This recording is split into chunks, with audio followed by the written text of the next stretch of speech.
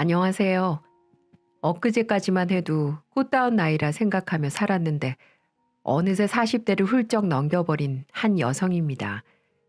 세월이 무엇인지 가정에 충실하고 일에 충실하며 바쁘게 지내다 보니 어느새 20대, 30대를 지나쳐 이렇게 40대 나이가 되어버렸더군요.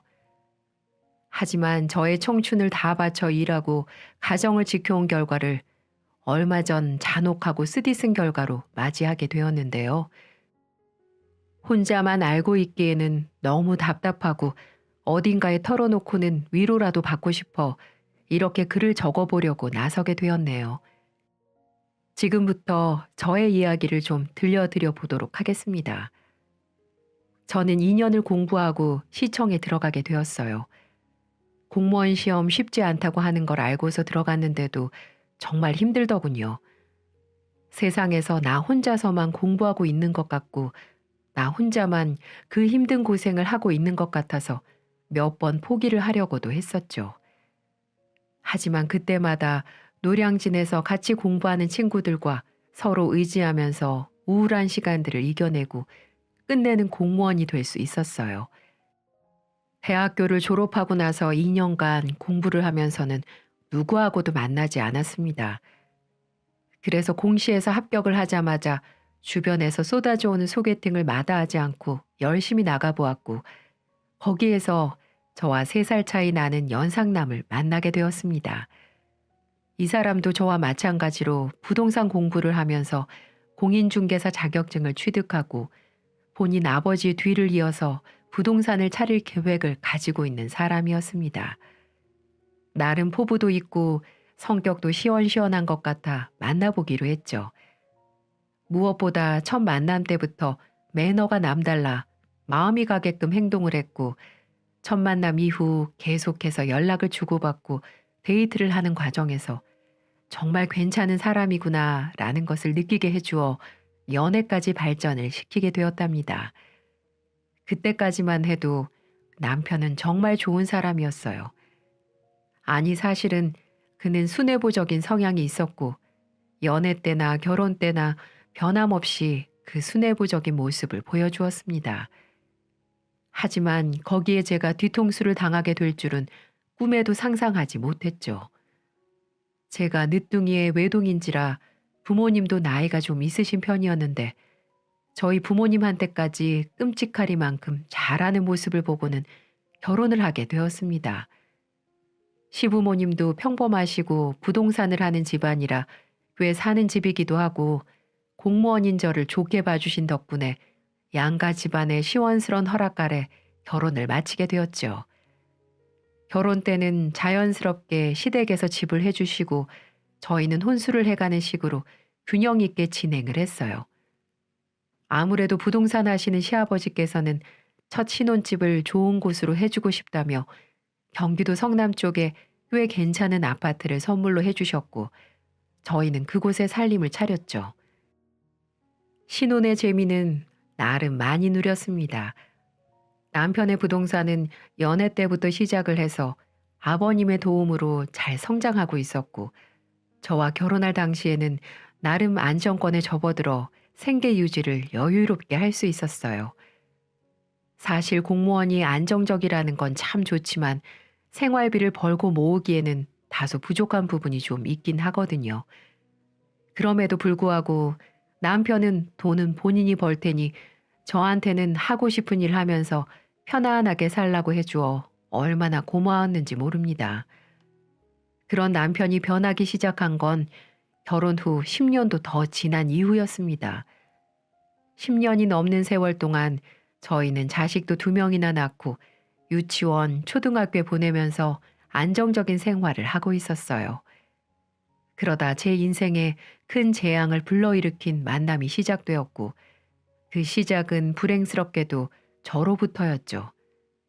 고등학교를 졸업하고 곧바로 대전으로 내려가 대학도 아니고 그곳에서 결혼까지 잘 살고 있는 친구가 어느 날 갑작스레 전화가 왔습니다. 정말 친하게 지내던 친구였기에 처녀 시절 가끔씩 서로 지역을 오고 가며 만나고 결혼식 때도 다닐 만큼 각별했기에 결혼 후 오랜만에 걸려온 전화가 반가워 한참을 수다를 떨었죠. 예, 수진아, 우리 이게 진짜 얼마만이니? 너 결혼하고 내가 한 번 더 보고 싶었는데 나도 대전에서 사는 게 바빠서 연락도 못했지 뭐야. 그럼 우리 사는 게 다 비슷하지 뭐. 나도 나 사는 거 바쁘다고 너한테 연락 한 번을 못했는 걸. 요즘은 어떻게 지내? 잘 살고 있는 거야? 어, 나 잘 지내고 있어. 안 그래도 너한테 연락한 게 한 번 보자고 연락한 거야. 나도 다시 올라가기로 했어. 너 사는 집이 경기도랬지? 나도 경기도로 이사 가. 성남 쪽으로 갈 것 같아. 어머, 너무 잘 됐다. 나도 지금 분당 살잖아. 우리 다시 자주 만나면 되겠다. 남편이랑 같이 오는 거야? 아, 아니. 나 이혼했어. 그냥 결혼은 좀 나랑 안 맞는 것 같더라고.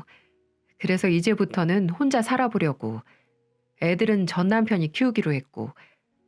이제 다시 예전처럼 혼자가 되니 얼마나 홀가분한지 모르겠다. 뭐하러 결혼해서 내 청춘을 이렇게 바쳤는지 모르겠다, 야. 어머, 그랬구나.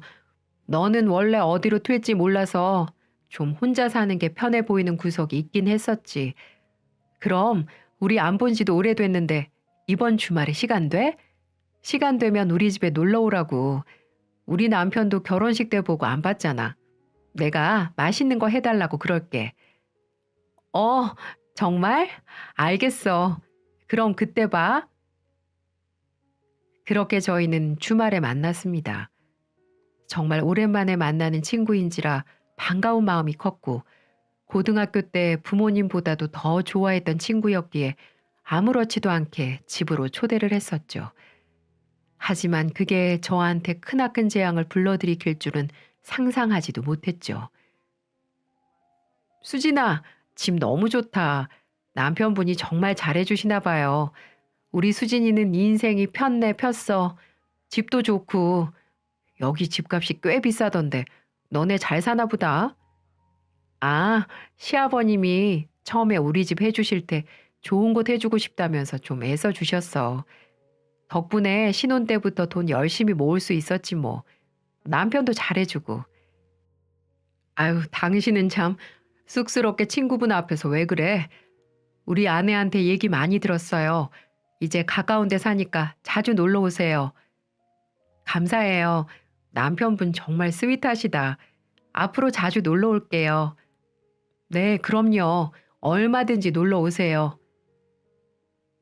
저는 친구가 저희 집에 들어와서는 제 남편을 보는 눈빛이 좀 예사롭지 않아지기 시작했다는 게 은연중에 느껴졌지만 너무 과한 생각이라고 생각하며 넘어갔습니다.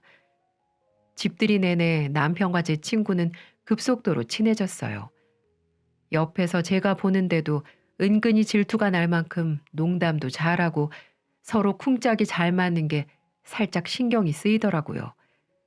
그래서 그날 이후로는 친구를 웬만해서는 집으로 들이지 말자고 생각하며 그 집들이를 마무리했죠. 하지만 옛 추억에서 친구를 집으로 초대했던 게 저의 가슴에 비수를 꽂을 줄은 꿈에도 생각하지 못했어요. 바로 그때부터였습니다. 남편이 변하기 시작한 것이요. 남편은 그 이후부터 조금씩 달라지기 시작했습니다. 부동산 일 때문에 가끔 늦게 들어오는 일은 있었지만 어느 날부터 남편의 늦은 귀가가 잦아지기 시작하더군요. 항상 제가 퇴근을 하고 집에 들어오면 혼자 집안일하고 밥하는 거 힘들 거라고 하면서 같이 퇴근 시간을 맞춰 들어와서는 함께 해주었는데 어느 날부턴가 그걸 안 하더라고요. 그래서 한 번은 물었습니다. 여보, 요즘 왜 이렇게 늦어? 그전에는 별로 이러지 않았잖아. 일이 많아졌어? 요즘 바쁘네. 그리고 이사철이잖아. 손님들 많으면 우리야 좋은 거 아니겠어? 그래? 그래도 좀 서운하다. 나 잠들기 직전에야 겨우 집에 들어오잖아. 요즘 애들도 아빠 보고 싶다고 난리야. 그러니 바쁘더라도 집안일에 좀 신경 써줘. 나 참, 당신은 그런 거 하나 케어 못해?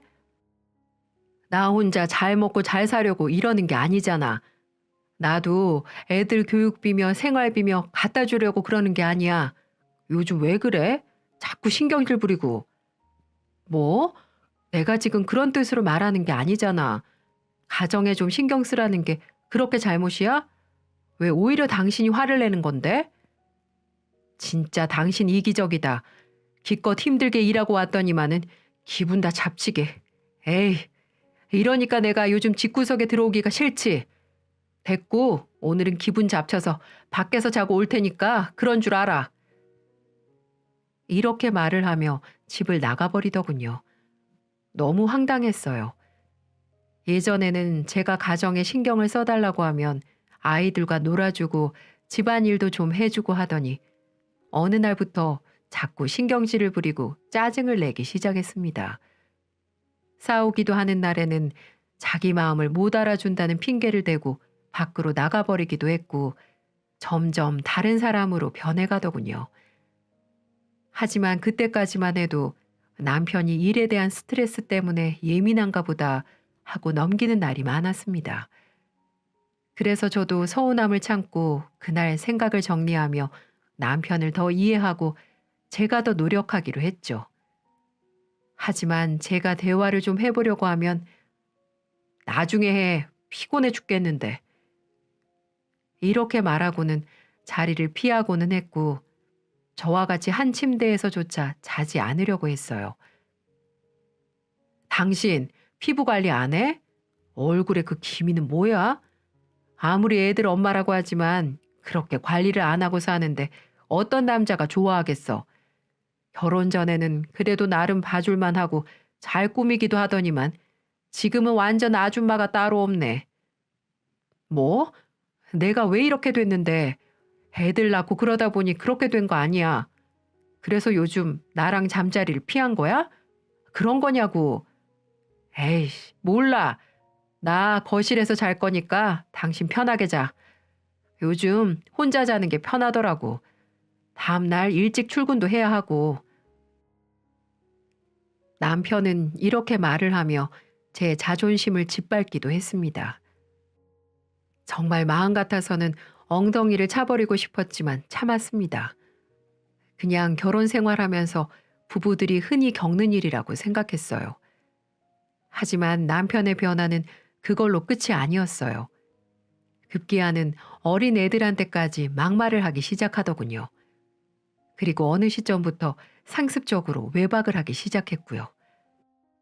이제는 안 그러겠지, 마지막이겠지?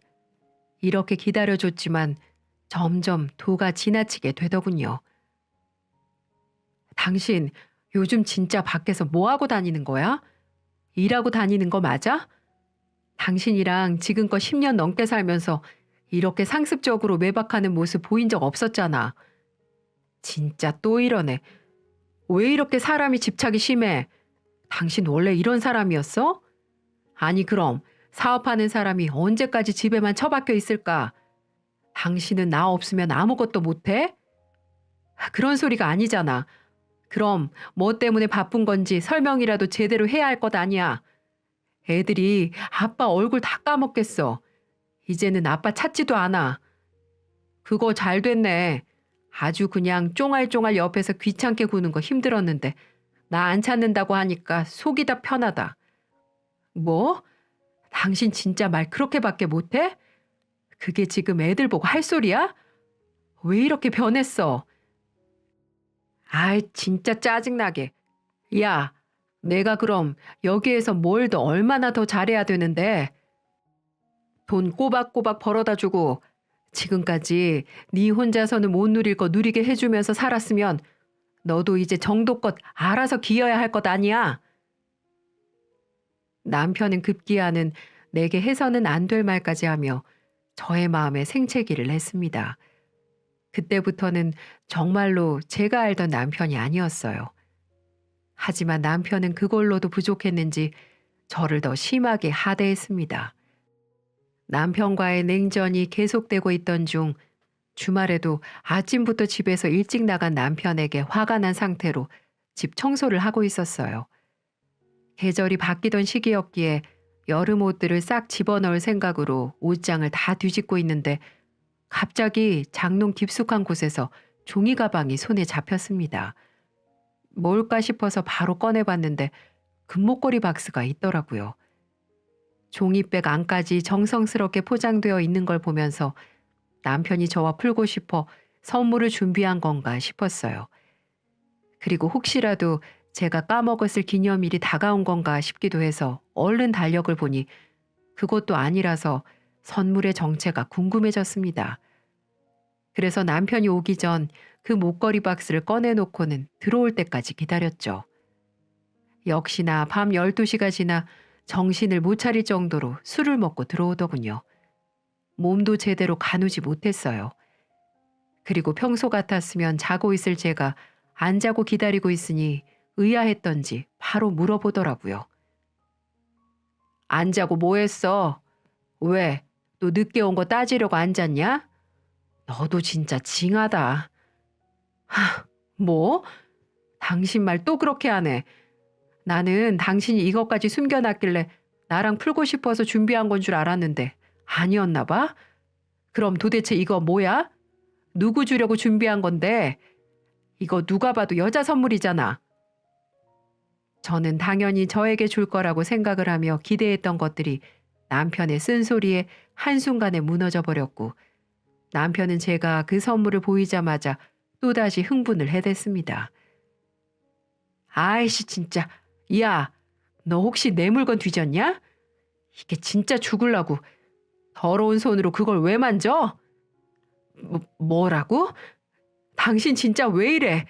이거 뭔데? 너 여자 생겼니? 그런 거야? 그래. 이 정도면 너도 대충 눈치채야 할 것 아니야. 꼭 내가 내 입으로 이렇게 말을 해야겠냐? 진짜 너 그 돌대가리 같은 머리로 공무원은 어떻게 됐냐?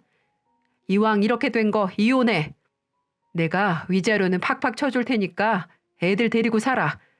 나 좀 그만 놔줘라. 뭐? 이 쓰레기 같은 자식아. 그녀 누구냐고.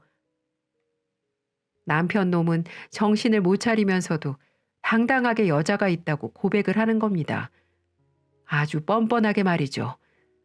아마 내일이 되면 술 먹고 제게 고백한 걸 후회할 거예요. 그래서 저는 남편이 하는 얘기들을 녹음하기 시작했어요. 앞으로 무슨 일이 벌어지든 증거를 남겨서 꼭 복수를 해주고 싶었습니다. 네가 알아서 뭐하게? 내가 일일이 너한테 왜 설명을 해야 하는 건데. 다 필요 없고 이렇게 구질구질하게 할 바에야 그냥 차라리 갈라서. 너 공무원이니까 재혼 자리 금방 들어올 거 아니야. 나는 그냥 놔줘라. 이제 네 얼굴이 꼴 보기 싫어서 같이 있지도 못하겠어. 그동안은 내가 참고 참은 거야. 좋게 말할 때 이혼해줘. 그전에는 전혀 저에게 보이지 않았던 언행 심사를 보이는 남편을 보면서 저는 좌절감을 심하게 느껴야만 했습니다. 생각지도 못했던 남편의 외도 사실을 알게 되면서 저는 도대체 어떤 연이랑 바람을 피는지 알아보기 위해 뒤를 밟기 시작했습니다. 이대로 당하기만 하면 너무 억울할 것 같았거든요. 근데 진짜 웃기게도 남편의 외도 상대는 생각지도 못하게 알게 되었고 그 무식한 여자는 본인의 정체를 저에게 너무나도 쉽게 드러냈습니다. 남편의 외도 사실을 알고 난 이후 며칠 뒤 남편의 뒤를 캐보려고 시청에 연가 신청을 하고 본격적으로 파헤치기 시작했어요.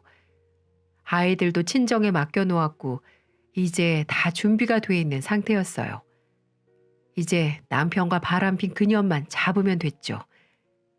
그렇게 저는 개인적으로 뒤를 밟고 흥신소에도 의뢰를 하고자 움직이고 있는데 어느 날 친구에게서 전화가 온 겁니다.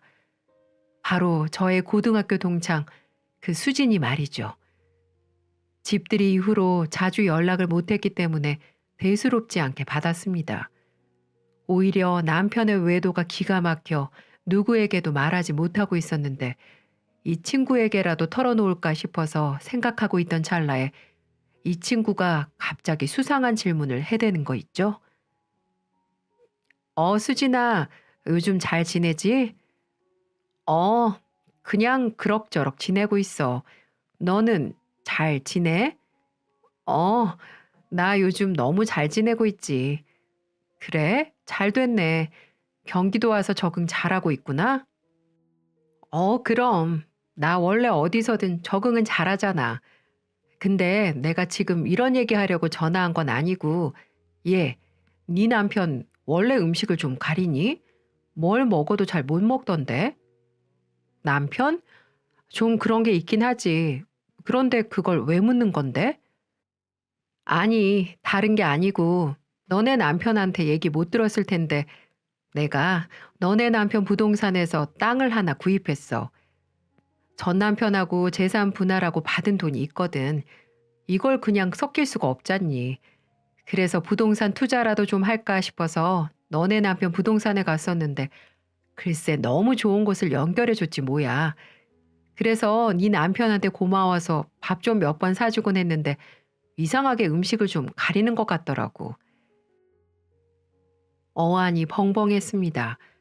친구년의 전화를 받으면서 남편과 친구가 그동안 만나왔다는 사실을 알게 되었어요. 이것들은 내게 비밀로 하고 그동안 고맙다는 핑계로 정을 쌓고 있었던 겁니다. 그리고 남편에게 맛있는 음식을 해주고 싶어 뻔뻔하게 남편이 좋아하는 음식을 물어보는 그년을 보고 가만히 있을 수가 없었어요.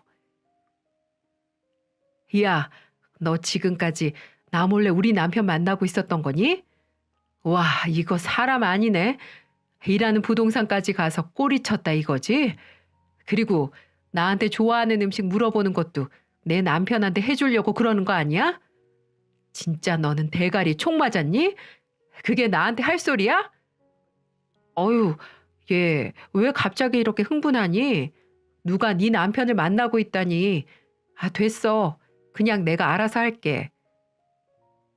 친구는 되려 제가 성질을 낸다는 핑계를 대면서 전화를 확 끊어버렸습니다. 저는 어이가 없어서 다시 전화를 했어요. 몇 번을 해대도 전화를 안 받길래 우선 흥분을 가라앉히고 친구의 이야기를 다시 곰곰이 생각해 봤죠. 근데 아무리 생각을 해도 친구의 말은 제자리에 본인이 들어오겠다는 소리로밖에는 들리지 않더군요. 게다가 저도 모르는 새 남편에게 부동산 의뢰를 해서 거래를 했다는 것도 수상쩍게 느껴졌고요. 저는 마음속으로 이 둘이 외도를 했다는 걸 거의 확신을 한 상황에서 다음 날 바로 저의 계획대로 남편이 있을 부동산으로 갔습니다. 저 혼자가 아니었어요. 저는 흥신소 직원과 한 몸이 되어 뒤를 밟기 시작했습니다.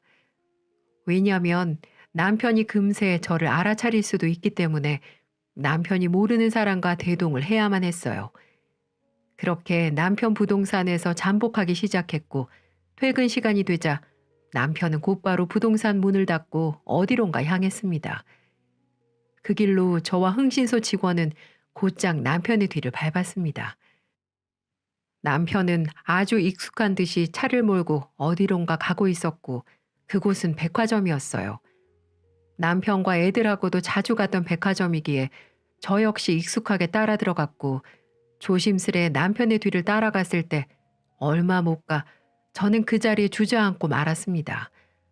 남편은 이번에도 익숙하다는 듯이 백화점 안에서도 한 카페로 들어섰고 그곳에는 제가 아주 잘 알고 있는 사람인 제 친구가 화장을 떡칠한 채 제 남편을 아주 반갑다는 듯 맞이했어요. 그리고 그 둘은 서로를 바라보는 눈에서 꿀이 뚝뚝 떨어질 듯 쳐다보며 서로를 발견하자마자 누가 먼저랄 것도 없이 그 자리에서 껴안으며 난리 부르스를 쳐댔습니다. 그 모습을 보면서 저는 의심이 가던 마음이 확신으로 바뀌면서 온갖 배신감에 치가 떨리기 시작했고 너무나도 크게 받은 충격으로 인해 다리가 떨려 그 자리에 주저앉고 말았어요. 일단 저는 증거를 잡기 위해서 그들의 사진을 찍었고 좀 더 가까이에서 그 둘의 대화 내용까지 녹음을 할 작정으로 몰래 그 근처까지 자리를 잡았어요.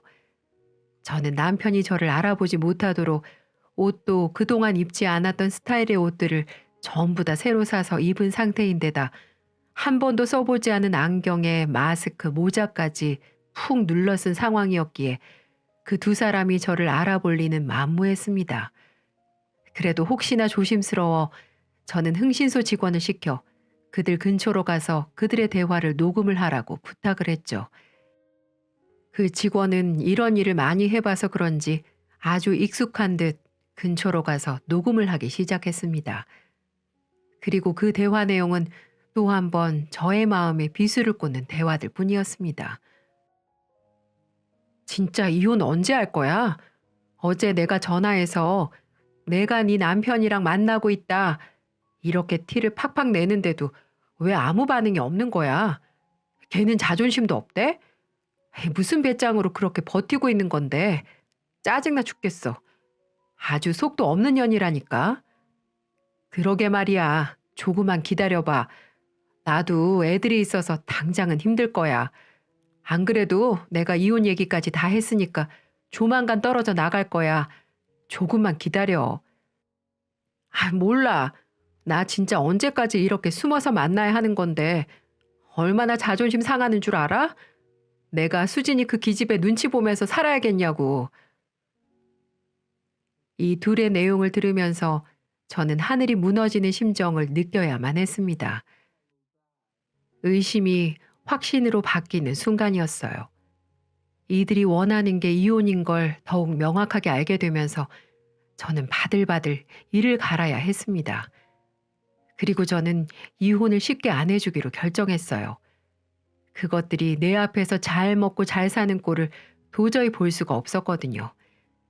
저는 둘의 대화를 귀에 하나하나 새기면서 들었고 그 대화를 들으면서 어떻게 복수를 해줄 수 있을까 생각을 하고 있는데 곧이어 그들의 대화 속에서 저는 복수를 할 수 있는 아주 좋은 건수를 잡을 수 있었어요. 근데 당신 이혼하면 우리 어디서 살아? 나 수진이 그 기집애랑 같이 살던 집에서는 죽어도 못 사니까 그렇게 알아. 당연하지. 우리 그 집 팔아서 다른 좋은 곳으로 이사 가서 새 인생 살자. 나도 그 집은 싫다. 싫어. 그 여편네랑 한 공간에서 살았던 집에서 어떻게 신혼의 기쁨을 맛보겠어. 그러니 아무 걱정 마. 내가 좋은 집으로 알아볼 테니까. 그리고 우리 애도 낳아서 행복한 가정 꾸려야지. 뭐? 애도 낳자고? 난 싫어. 내가 저번에 말했잖아. 나 애들 낳아서 아줌마 되기 싫어서 전 남편하고도 아예 안 가졌다고. 그래서 당신이 나 만나는 거 아니야? 애 없어서 홀가분하게 만날 수 있어서 좋다며. 애 나오면 몸매 망가지는 거 한순간이야. 알았어. 내 말은 당신이 애가 없어서 좋다는 말이었고 지금 한 말은 우리 아이를 갖자 이거지. 뭐 당신이 싫다고 하면 굳이 말하진 않을게. 지금 있는 자식들만 봐도 지긋지긋하다 정말. 알았어. 그리고 약속해. 당신 자식들 양육비는 주되 서로 왕래 끊기로. 나랑 같이 살면서 당신이 자식들 만나러 가면 나 많이 외롭고 힘들 것 같아. 그러니 꼭 약속해줘. 부탁이야. 알았어. 그럴게. 걱정하지 마. 어이없게도 대화를 들어보니 제 친구는 제 남편에게 애가 없다는 거짓말을 한 듯 했습니다. 분명 저와 여러 동창들이 알고 있기로는 그 친구는 애가 3명이나 있었고 SNS에도 이혼 전에는 애들 자랑한답시고 예쁘게 꾸며놓은 사진들도 한참 올렸었기에 저희 남편에게 하는 모든 말들은 명백한 거짓말임을 알 수 있었어요. 저도 남편에게 따로 얘기를 하진 않았습니다. 수진이에게는 아픈 과거일 테니까 말이죠. 하지만 인연은 그걸 노리며 뻔뻔하게 남편에게 접근을 해서 여우짓을 했던 겁니다. 남편은 거기에 넘어갔던 거고요. 이미 처음부터 거짓으로 시작된 그들의 외도가 잘 될 리가 없다는 걸 단번에 느낄 수 있었지만 저는 이들의 파국을 더 극적으로 만들기 위해서 철저하게 계획을 세웠습니다. 이미 남편의 외도 증거를 충분히 잡아냈지만 저는 이혼을 해주지 않았어요. 그 뒤로부터 남편은 저에게 계속해서 이혼을 요구했지만 저는 못 들은 척 했습니다. 그리고 평소에 저와 손주들을 끔찍이 이뻐하셨던 시부모님들이 있었기에 남편도 쉽게 이혼 소송을 하지는 못했습니다. 만약에 자신의 외도로 저희가 이혼을 하게 된 사실을 알면 시부모님이 가만히 있지 않을 게 분명해 보였거든요. 남편은 그 이후 하루가 멀다 하고 제게 간절하게 이혼을 요구했습니다. 하지만 저는 애 좀 타보라고 귓등으로도 듣지 않았죠. 그리고 어느 정도 남편이 지칠 무렵 저는 남편의 요구를 들어주기로 했어요. 그날도 술을 먹고 와서는 이혼을 얘기하는 남편에게 저는 단호하게 말했습니다. 좋아, 이혼해 줄게. 그 대신 너도 사람 새끼면 네 새끼들은 나 몰라라 하는 거 아니겠지? 이혼하고 싶으면 이 아파트 나한테 남겨. 그리고 매달 양육비 200도 당연히 주고 그 정도의 각오를 하고 그년이랑 바람핀 거 아니야? 이제야 본색을 드러내시네. 네가 원하는 게 이거였어? 싫으면 말어. 나도 이제 가만히 안 있을 거거든. 내가 너 한순간에 매장시킬 수 있어. 네가 대표로 있는 모임, 그리고 시댁에 다 까발리고 내가 매일 네 부동산 가서 내가 얼마나 무서운 년인지 한번 보여줄까? 정말 그러기만을 원하면 말해. 당장이라도 실행해 줄 테니까. 뻔뻔한 년 같으니라고. 그동안 철밥통 먹여주고 재워줬더니만 날도둑이 따로 없네. 그래, 내가 이 집 포함해서 위자료까지 싹 다 챙겨줄 테니까 그렇게 해. 나야 어차피 돈을 또 벌면 되고 이 세상 살면서 돈이 중요하냐? 인생이 중요하지. 그래, 너 근데 후회하지 마. 내 눈에서 눈물 나게 했지? 이제 앞으로 네 눈에서는 피눈물 날 거다 아마. 사람이 죄 짓고는 그냥 못 사는 거야. 반드시 죄값을 치르게 되어 있다고. 그때 가서 울고불고 하면서 매달리지나 마. 저는 저를 못된 년으로 몰아가는 남편과 더는 말 섞고 싶지 않아 저의 요구 조건을 받아들인 남편과 이혼을 하기로 결정했습니다. 저희는 곧바로 가정법원으로 가서 이혼 신청을 했습니다. 아이들이 있기 때문에 시간이 좀 걸리긴 했지만 그 정도는 기다려줄 수 있었습니다. 그리고 결국 이혼을 하게 됐어요. 한편으로는 좀 허무하긴 했지만 애들 양육권도 저한테 싹 다 넘기겠다고 했기 때문에 싸울 건덕지가 없었습니다. 속사포로 이혼을 끝낸 이후 저는 그때부터 남편 놈과 수진이 그년에게 복수를 하기로 했죠. 저는 먼저 수진이가 예전에 사용했던 SNS에 들어가 아이들을 자랑하는 사진들을 캡처하기 시작했어요. 바보 같은 년이 지금은 그 SNS를 하지 않는 지 오래된 사진들이었지만 그대로 있는 겁니다. 그리고 저는 남편에게 그 사진들을 전송하기 시작했어요. 남편은 그 사진들을 보더니 난리가 났습니다. 곧바로 전화가 와서는 정말 아이들이 수진이 아이들이 맞는지 묻기 시작했어요. 여보, 지금 이게 뭐야? 정말 수진이 애들이 맞아? 확실한 거야? 지금 나랑 이혼했다고 장난치는 거지? 뭔 소리야. 거기 수진이가 쓴 글씨 안 보여? 우리 사랑하는 아들, 딸들과 함께. 이 글씨 안 보이냐고. 이 등신아, 너 수진이한테 속은 거야. 그년 애 셋 딸린 이혼녀야. 그리고 그년 왜 이혼했는 줄 알아? 지 회사 다니는 직원이랑 바람 펴서 이혼했단다. 벌써 내 친구들 사이에서 소문 쫙 났어. 한마디로 남자면 환장을 못하는 그런 년이라고. 뭐? 그걸 다 알면서 가만히 있었다는 말이야? 어떻게 나한테 그럴 수가 있어? 그럼 가만히 있어야지. 서로 좋고 못 산다는데 내가 방해를 해야 되겠어? 근데 어쩌냐. 한 달에 우리한테 양육비 200만 원 줘야 되고 수진이 애들 양육비도 줘야 하고 아주 꼴 좋네. 그러게 왜 어울리지도 않는 바람을 펴서 그 모양 그 꼴이니? 됐고 난 모르겠고 똥차 물고 평생 그년이랑 잘 살아봐라. 저는 그렇게 남편에게 수진이에 대한 경악할 만한 진실을 밝혀주고 매몰차게 전화를 끊어버렸습니다. 그리고 뒤늦게 우리가 이혼을 했다는 사실을 안 시부모님은 전 남편을 가만두지 않은 걸로 보였어요. 그렇게 사랑했던 손주들을 아들놈 때문에 앞으로 못 보게 생겼으니 화를 내지 않는 부모가 어디 있을까요? 누가 봐도 저는 잘못한 게 하나도 없어서 저는 시부모님들이 찾아와도 당당히 만났습니다. 시부모님은 제게 따로 3천만 원을 주셨어요. 시원 엄마야, 다 우리 죄다. 우리가 아들을 잘못 키워서 이 사단이 난 거야. 오메 우리 새끼들 불쌍해서 어쩐다니. 우리 장손이랑 둘째 손주 놔두고 이렇게 딴 여자랑 바람을 피고 다녔으니 애들이 얼마나 상처를 받았겠어. 죄송합니다.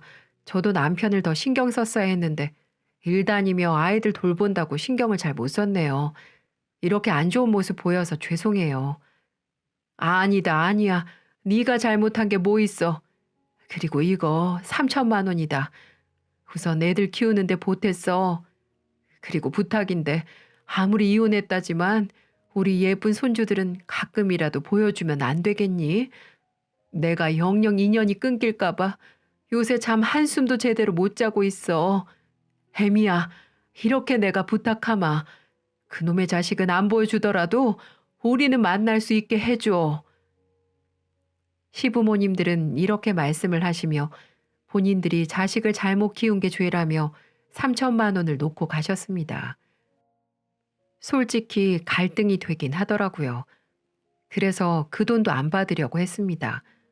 하지만 기어코 제 가방에 넣어주시다 보니 막을 수가 없었습니다. 그렇게 눈물을 흘리며 돌아가시는 걸 보고 무척 가슴이 아팠어요. 평소에 우리 아이들만 보면 세상 기쁘게 안아주고 반겨주시던 시부모님. 차마 저는 그 이후 시부모님들까지 외면할 수는 없었습니다. 그래서 지금은 가끔 시부모님들이 오셔서 아이들을 보고 가곤 하십니다. 그리고 남편은 한순간에 자신의 잘못된 선택으로 인해 가정이 파탄난 걸 알고서는 제게 시도 때도 없이 찾아오더군요. 정말 사람이 질릴 정도로 찾아왔어요. 여보, 내가 정말 미안해. 내가 잠깐 미쳤었나 봐. 이혼하고 보니까 당신하고 애들이 보이기 시작하더라고. 내가 이렇게 빌게. 아이들을 위해서라도 한 번만 용서를 해주면 안 될까? 당신도 알잖아. 나 수진이하고 헤어진 거. 제발 다시 아이들 아빠로 살 수 있게 기회를 줘. 뭐? 기회? 도대체 무슨 기회를 주란 말이야? 평소에 아이들 보는 게 지긋지긋하다면서 집에 있으면 화장도 안 하고 얼굴에 김이 많아서 한 침대에 자기도 싫다는 사람이 누구였는데 난 당신의 그 소원을 들어줬을 뿐이야. 그리고 이제 와서 당신하고 수진이 그년이랑 헤어진 게 나하고 무슨 상관인데? 이젠 아무런 감정 못 느끼니까 당장 꺼져. 여보. 남편은 이런 식으로 저를 애타게 불렀지만 저는 꿈쩍도 하지 않았습니다. 술을 먹고 찾아왔을 때는 경찰이 와서야 정신을 차리고 집으로 돌아가더군요. 그 뒤로 남편은 그 충격에 빠져 한동안 부동산 일도 안 하고 술에 의존하며 사는 걸로 보였습니다. 결국 정신을 못 차리고 부동산까지 접었다고 했고요. 그렇게 남편의 인생은 망가져간 듯 보였습니다. 가정을 버리고 상간녀를 선택한 전 남편의 최후의 모습으로 보였어요.